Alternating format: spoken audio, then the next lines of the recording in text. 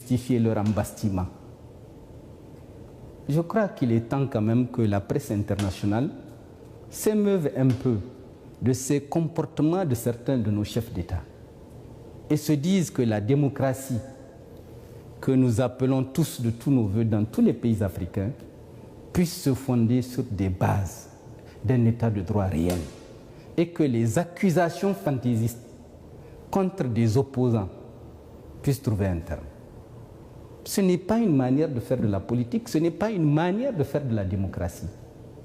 Est-ce que vous pensez que nos pays africains iront loin si de manière systématique et régulière, pour se débarrasser d'un adversaire, il suffit de l'accuser et comme dans les régimes staliniens, l'accusation vaut condamnation.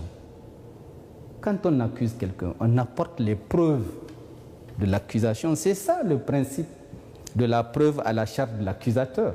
Mais le renversement de la preuve où on demande à l'accusé de démontrer qu'il est innocent, et bat en brèche le principe de la présomption d'innocence qui est contenu dans nos constitutions.